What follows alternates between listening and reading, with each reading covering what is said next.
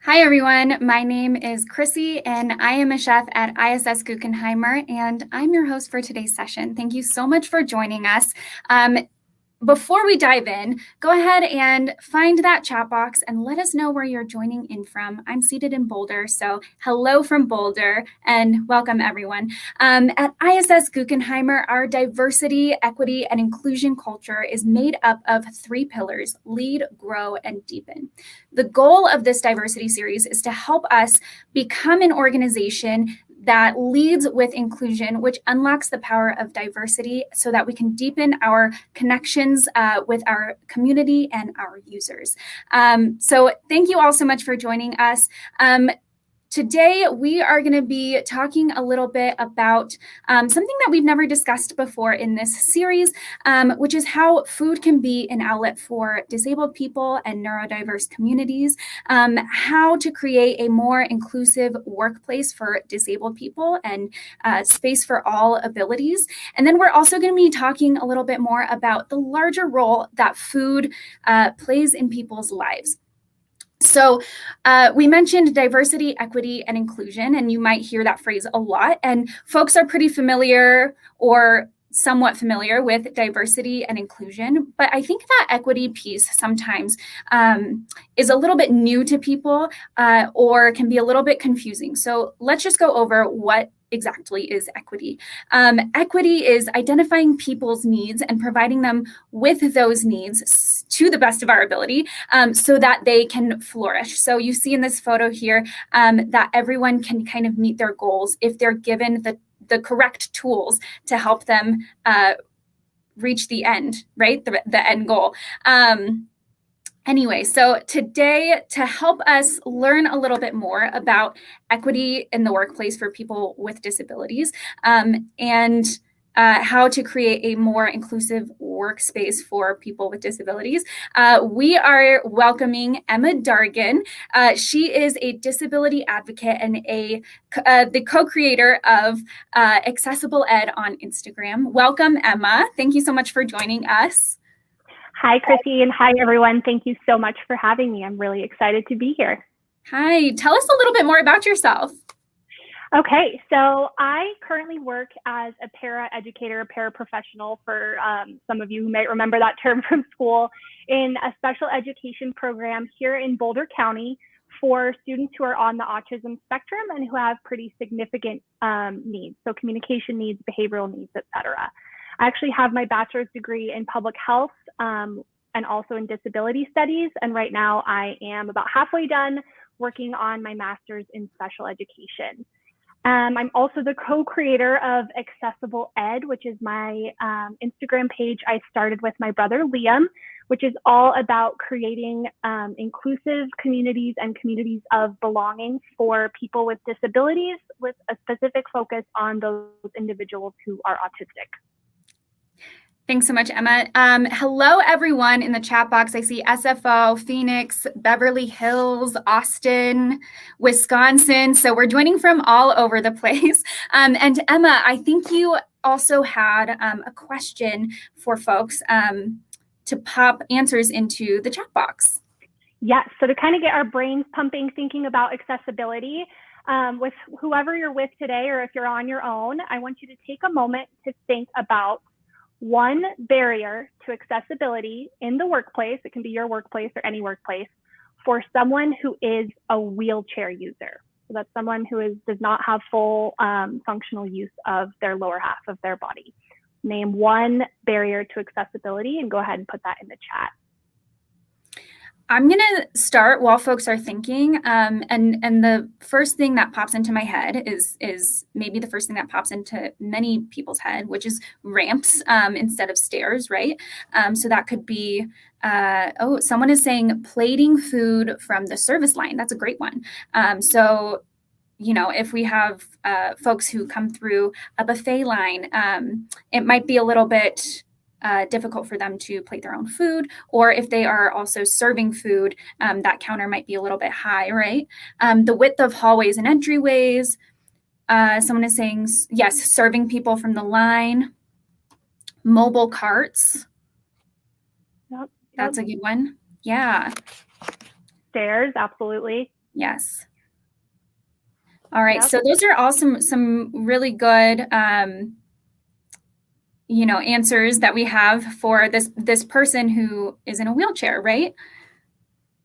So these things are really easy for us to think of because, we can look at physical barriers in our environment and immediately, think, oh, if I'm with a colleague who's in a wheelchair and I stumble upon, some steps and there's no ramp, how am I going to help this person access this area? So these things are pretty obvious to us because we can see them.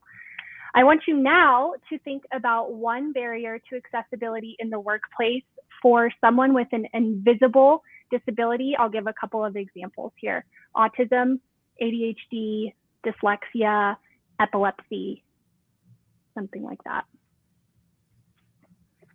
Yeah, I think while folks are thinking of that one thing that I can think of is maybe like, within training, some folks might not feel comfortable reading a whole packet of training materials. Everyone learns in different ways.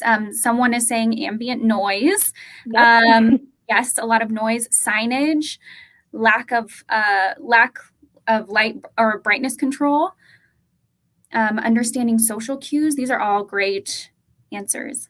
So Emma, you mentioned invisible disabilities, and that is a nice segue into what we're going to talk about next, which is neurodiversity. And that's another word that some folks may or may not be familiar with. So can you tell us a little bit about what neurodiversity is? Yes, neurodiversity in plain and simple terms is just a broad spectrum of human brains and how our human brains function and our behavior. So within the umbrella of neurodiversity, there is a typically functioning brain, and then there are lots of variations of functioning that can go within the brain. So then we have this term beneath neurodiversity, which is neurodivergence.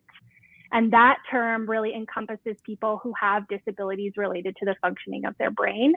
Those disabilities would be things such as autism, ADHD, dyslexia, epilepsy, and a host of other cognitive and developmental delays, for example. So within neurodiversity, we are not all neurodiverse, or we are not all neurodivergent, but within neurodiversity, there's a very broad spectrum of functioning and ability, if that makes sense. Right. And so there is that broad spectrum. And today, primarily, we will probably be talking more about autism because that is what you have the most experience with, correct? Yes, absolutely. So my background is mostly in autism. My brother Liam, who I mentioned briefly at the beginning, is autistic. He's a year and a half younger than me. So I've been around autism and the autism community for most of my life, and I now work in the field as well. Perfect. So why is this topic so important to talk about? There's a lot of reasons. So first and foremost, 12% of the population, world population, this is true across all groups, 12% of the population have a disability of some type or another. It's a huge chunk of the population that is facing barriers to accessibility, to employment, et cetera. When we're talking specifically about autism, 1 in 44 people will be diagnosed with autism. That's the most recent statistic provided by the Center for Disease Control. That's a lot of individuals. You likely know someone who is autistic, or if you don't know someone directly, within 2 or 3 degrees of separation, I would bet the chance is 100%. Lastly, 85% of autistic people are unemployed. So this is a statistic that actually came out of the UK that is pretty much accepted as the truth here in the United States as well. That is a huge chunk of people that is willing and able, with proper training, to be a part of our economy and to be doing a lot of jobs. And it's just an untapped market, and a lot of people who are wanting to be a part of the community and just can't because they're not gainfully employed. That is such a great point, and that's why it's so crucial that we're talking about this, is because everywhere across the US there's a labor shortage, right? And I know that a lot of our cafes and a lot of our establishments are experiencing that as well. And so 85% of autistic people are unemployed. There's a labor shortage, so we need to kind of bridge that gap, right? So I also forgot to mention that if anyone has questions throughout this event, you can pop your questions into that chat box, and we'll try to get to them throughout this event or towards the end. So just let us know if you have any questions. But yeah, so what exactly is autism, and how do we talk about autism kind of in our daily lives and in our workplaces? Yes, so I'll just quickly go over the 3 domains of autism, and these are the characteristics that diagnosticians are going to use to give a diagnosis of autism. So the first one is social interaction, and that might be a stereotype you're familiar with, that people on the autism spectrum have a hard time interpreting social cues or maybe socially awkward. The second one is with communication. So individuals on the autism spectrum have a wide range of communication abilities or disability. Some are completely non-speaking, some are fully speaking, and then there's a whole range in the middle. The last one is repetitive or restrictive behavior. So these are some of the stimulatory behavior that you might be familiar with, or that you might be able to identify by just looking at someone with autism. This would be, for example, a flapping of the hands, or my brother, for example, typically if he's anxious or nervous, will kind of gnaw on his knuckle in a way that's not typically socially appropriate for somebody of his age. So those are the 3 domains. And then you also asked about language around autism. And this is kind of, it's a big buzzing topic right now in the neurodiversity community. And so just really quickly, I want to kind of clear up some myths about this. So autistic people tend to prefer the term autistic. Autistic is not a bad word. I spent most of my childhood and early adulthood thinking that it was a bad word because it had a lot of trauma for me from my youth. It's not a bad word. It's okay to say that somebody is autistic, and it's okay to say somebody is disabled. Using these euphemisms like differently abled or even special needs, which is one that's still widely used in education, they just perpetuate stigma. So if we come out and say it, it makes it normal, right? And the more we hear it, the more normal it is. With that being said, if you ever meet an autistic person, or really someone with any disability, it's okay for you to ask them what they prefer, how they prefer to identify. Some people may think differently and prefer to be called a person with autism rather than autistic. That's totally fine. That's their choice. So really just don't be shy. It's okay to ask these questions, and it's better to do so than, to say something that might be offensive to someone. Absolutely. I think those are some great words that we can all get started with. And like you said, if you're not sure, don't be afraid to ask. That's really great. Thank you so much. And so we're talking about autism and how it kind of relates to food, right? And you work in an elementary school classroom where you teach cooking classes to your students. Why do you do this? Yes, so this was an awesome idea brought to my team by the speech therapist, actually, as a way to kind of get all of our kids communicating with each other around a central activity that everybody could really enjoy. So what we found after doing this for a whole year is that cooking isn't just an activity that helps communication. It really helps sensory needs, it helps academic needs, and it helps a lot of the executive functioning needs as well. So I'm not going to go through in detail this slide. Feel free to look at it on your own time if you're interested, but really highlighting a couple things. So for communication, cooking is an activity that if you can't or don't speak because of your disability, you can still cook. You can still read a recipe. You can still, create a delicious cake and share it with your friends and have a meaningful experience, doing all of that together. There's so much communication we do in cooking that is nonverbal, right? I'm sure you all know if you're in the industry, that's probably the case. You can tell if somebody's frustrated with you, if they're kind of on your heels when you're putting something together. The next one would be sensory. So a lot of children who are autistic have either a hyposensitivity or a hypersensitivity.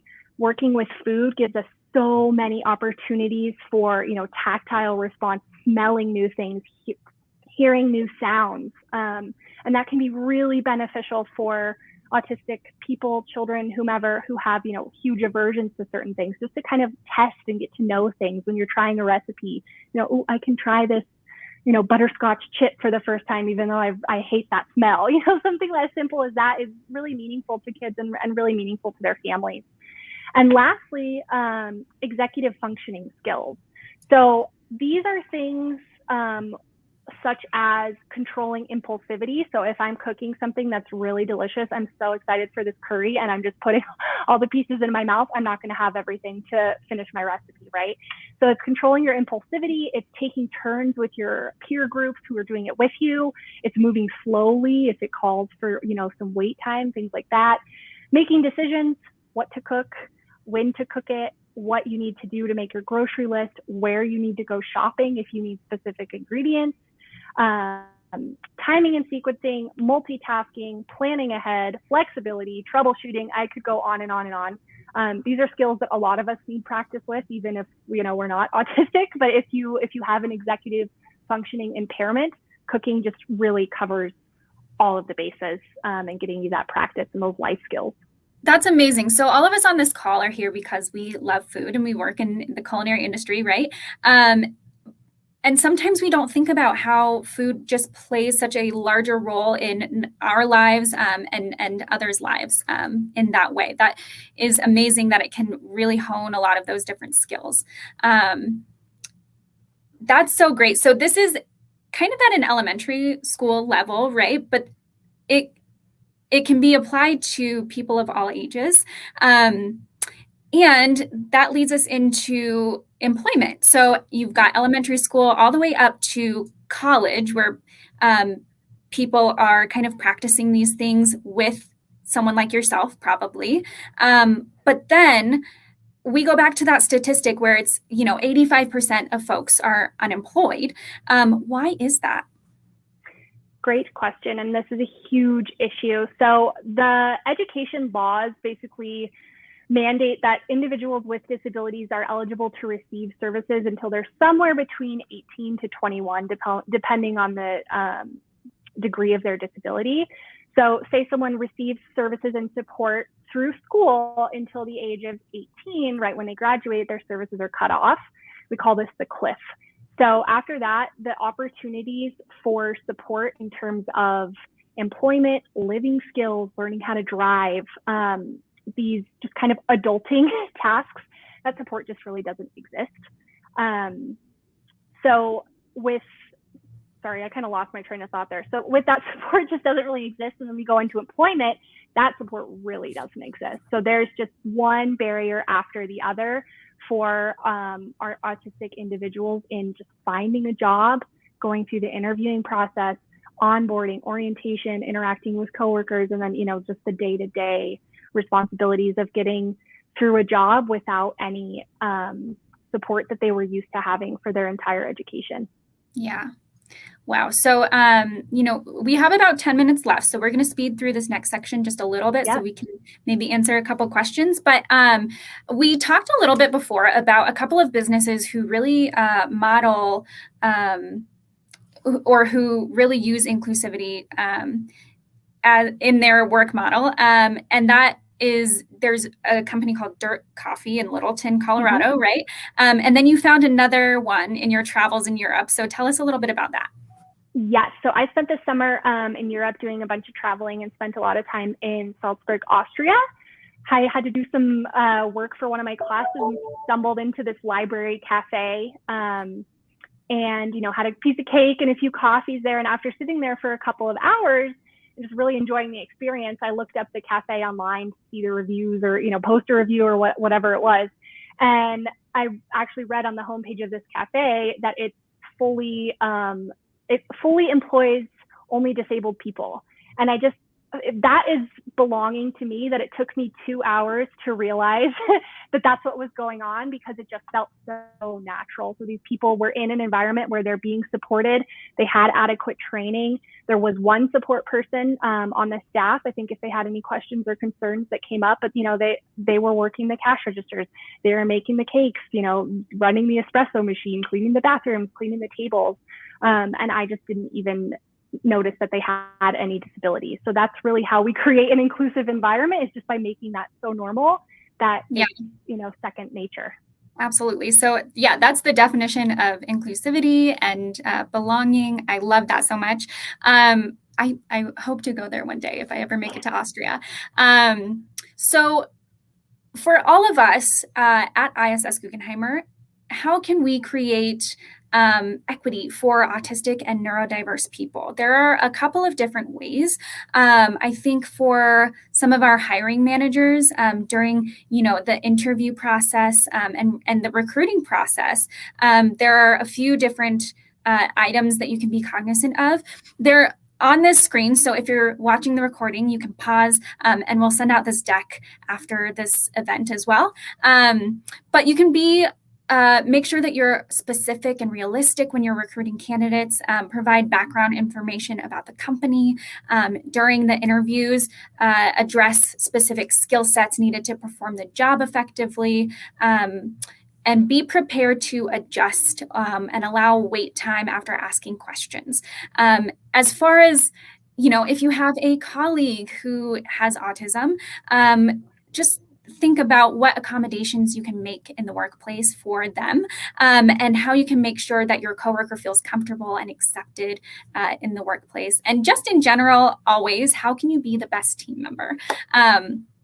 So those are a couple of ways that we can create equity. Emma, do you have any other specific ways? Yeah, I just would say in general, just be aware of kind of neurotypical norms. So I think a lot of us have been going through these exercises of diversity and inclusion kind of with the lens of cultural and linguistic diversity over the past few years, which is extremely important. So let's just tie in the disability lens as well. And then within those three domains, you're really kind of covering all the bases. So those neurotypical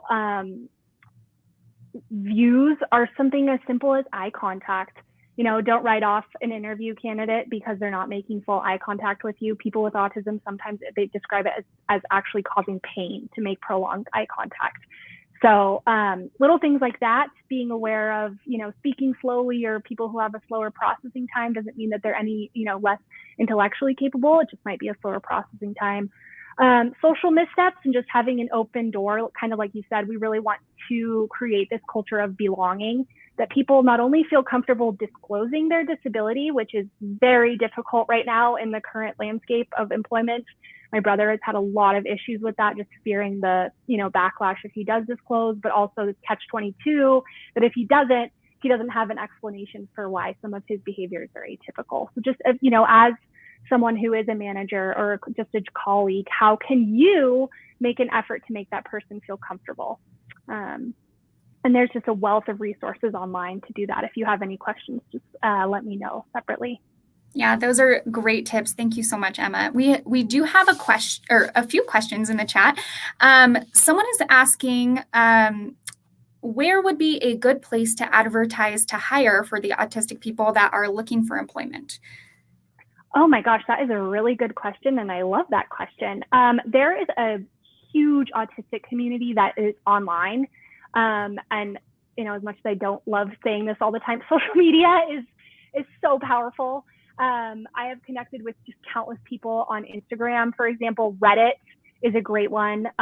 Discord, I know those aren't official channels, like Indeed or LinkedIn or whatnot, but there are just so many people who are doing great advocacy work on those sites and who are looking for jobs and talking about their experiences with that. So I would think that would be a good place to start. That's also something I can look into a little bit more and send some info to Chrissy. Perfect. Yes, we'll be sending this deck out that we used during this event. This event will be recorded. And also, if we don't get to any questions, we'll send out also a little FAQ with that information. Someone else is asking, how do you approach a disabled person that is hired and not performing the job to a reasonable expectation? Great question. Be honest. You want to make your expectations very clear. And just because this person is disabled doesn't mean that they need to be held to different lower standards. They can still be held to the same standards as the rest of your employees. The other part there, though, is that they need to be provided with accommodations, or, we call them in education, call them modifications as well. Accommodations and modifications to help them do their job. So if you say, for example, hey, I'm really noticing that you're missing a lot of deadlines and this is really becoming a problem. And that person says, you're right, or they're defensive, whatever it may be. Can you come back instead and say, what can I do to help you meet these deadlines better? Do you use a visual calendar? Do you have your calendar on your phone? Do you use a scheduling app? There's so many different technologies right now for that specific example. But yeah, I would just overall be honest. Keep the same standards. You don't need to alter your standards, and then ask how you can best support that person. I like that. Just making sure that person has, the correct tools and support, and then asking like, how can we kind of meet in the middle, right? Yep. All right. Someone else is asking. They say, this is great. Is there information available on our LMS Learning Center for our staff to be educated on how to work in an open environment? I'm not sure, but we can look into that. Thank you so much, Artie. All right. So that's all the questions in the chat. If you have any more questions, we still have a couple of minutes, so you can go ahead and pop them into the chat box. But while we're waiting, Emma, you brought up a great question in our previous meeting. You were asking, how does accommodating people with the most needs benefit everybody? And how would you say that it benefits everybody? Yeah, so if you're thinking of somebody with the most needs, so this could be someone who is a wheelchair user who also happens to have some type of cognitive disability and needs significant support to, live in our environment. And so thinking about that, if I am working with this person or I'm teaching this person, I provide them with, for example, audio directions and audio versions of, training manuals, of meetings, of deliverables, etc. There's plenty of other people who are on your team or who are in your company who probably learn that way too. So these are things that oftentimes feel like a burden, for this one person, again, I have to do all this extra work so that they can understand this thing, and, what a pain. But really, once you start just embedding this kind of, it's a term called universal design for learning. It's also an architectural term. But once we start designing things for the whole, we find that everybody is served better. It's absolutely true with children, but if you think about it in the workplace context, it's true as well. Like if I just hear something auditorily, I forget in 20 seconds, but if somebody hands me a nice outline of everything, I'm great. So just thinking about it that way, and that these are really easy things to do. And it really isn't such a burden to, fully support those individuals who need the most, because it's supporting your whole team and making your working conditions better for everyone and for yourself in the long run. Yeah, and ISS Guggenheimer is, we have a lot of team members, and so just going that extra mile for one of our team members can really benefit a lot of different folks. Well, that is all the time we have for today. Thank you so much for being here, Emma, and thank you all for joining us, and we will see you next time for our next edition of Lead, Grow, Deepen. Thank you, everyone.